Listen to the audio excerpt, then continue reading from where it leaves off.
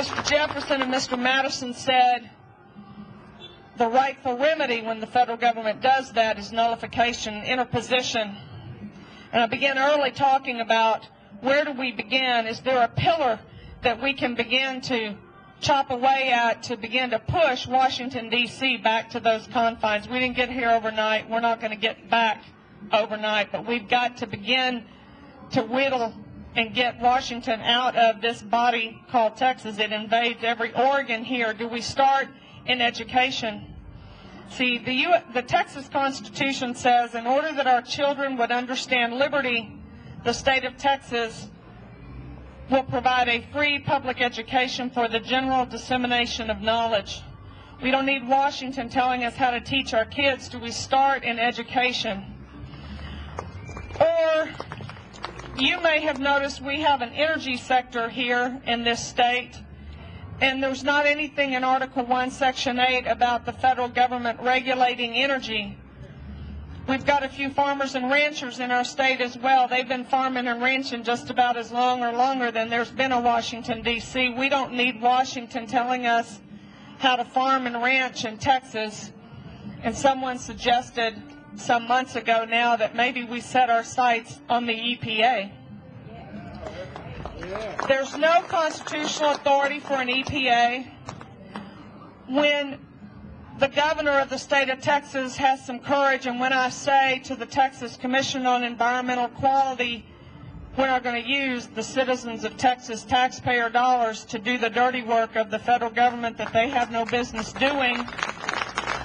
We're only going to use the TCEQ to implement, affect, and regulate Texas state law.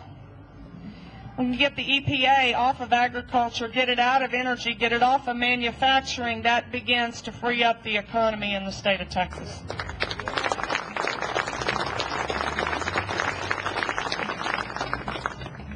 The surest thing and the first thing that we must do on the issue of securing freedom, because I think I talked about private property ownership and gun ownership and skipped right over to getting rid of property tax. I kind of got that checked off already, like done. The reality is we need a piece of legislation to get that done. It is a fairly simple piece of legislation to get rid of property taxes. The Texas legislature has created all of these entities that levy a property tax piecemeal because we decided we needed a new hospital district over there in Montgomery County, and we gave them the authority to form a hospital district, and we gave the hospital district the authority to tax.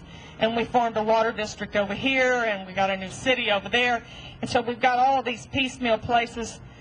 We believe the clearest way, the cleanest way, is to have one bill that says basically to any and all entities that have the authority today to levy a property tax, that authority is hereby rescinded. You no longer have the authority to levy property tax.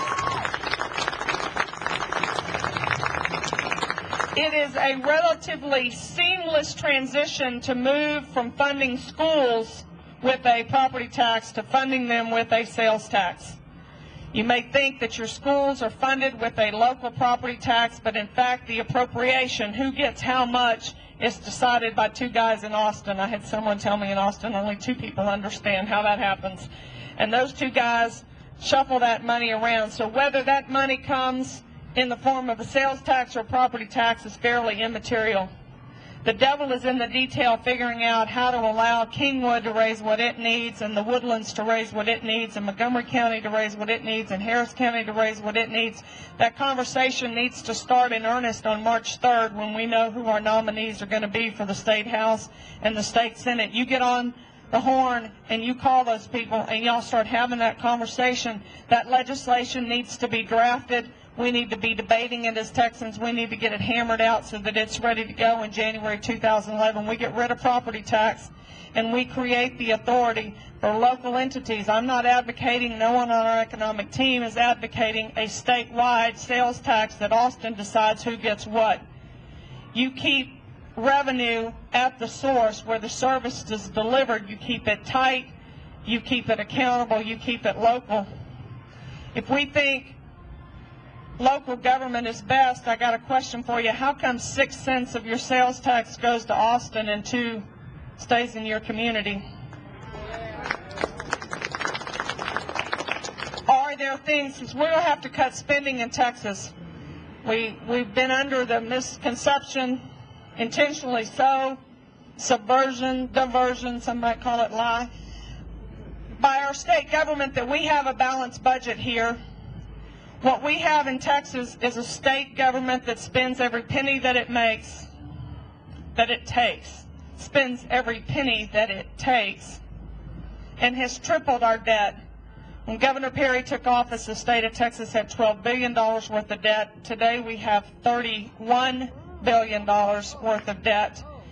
If we do not take on another dime of debt, you know, when you have a house payment, you have an amortization schedule that tells you how long before you're going to pay that off. If we don't take on another dime of debt, the state of Texas gets out of debt in 2047. We've tripled our debt. We've become more dependent on Washington, D.C. Governor Perry's up there asking for that bailout. Do not be deceived.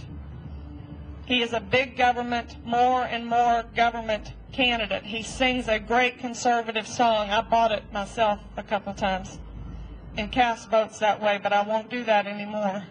We have an opportunity to restore freedom and prosperity, get rid of property tax in Texas, but we're going to have to cut spending. And I'm beginning to look at what's going on in Austin that maybe ought to be more appropriately done at the local level. And as soon as you say that, your city councilman and your county commissioner is going to say the last thing we need is more mandates from Austin. You know, one-size-fits-all government doesn't work very well when it comes from Washington, D.C. Is that the right direction?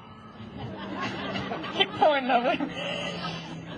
And it doesn't work very well when it comes from Austin out to Texas either. This is a big state. We've got to be courageous enough to let Harris County be a little bit different from Montgomery County, be a little bit different from El Paso and Nueces and Hidalgo and Beaumont, and keep it local. So as we look at things that would better be done at the local level than mandated out of Austin, we ought to also look at, is that the proper relationship? Because it seems to me it ought to be 6 and 2 and not 2 and 6. We don't get back there overnight either. But when we're talking about things that the state of Texas ought to be doing, don't think that we're the same, Kay Perry and Rick Hutchison and I. See, they're going to be, some of you got that, they're going to be big spenders. When they talk about doing these things, they're going to talk about taking more of your money. I'm talking about putting your money back down here in the local level, shifting that balance so that you've got the resources that you need and giving you a truly limited state government. Which might bring up the question of transportation. Anybody here concerned about transportation in Texas? We've been talking a lot about the TTC, and I've been asking a lot of questions about what's going on in transportation. I think most of us are uncomfortable with a lot that's going on in our government. We have this sense that we're not being given the whole story. In my little rural county, we had three TxDOT hearings with our money, purportedly so they could understand. They're either really slow, really dense. I don't know why they needed 3, because Lord knows every one of those hearings, those public hearings, were full of Texans saying, bad idea. We don't want to give our state to a foreign company. Not too hard for most of us to get, but they got really thick skulls at TxDOT, and they just couldn't get it. And it's died 5 times, so we've been told.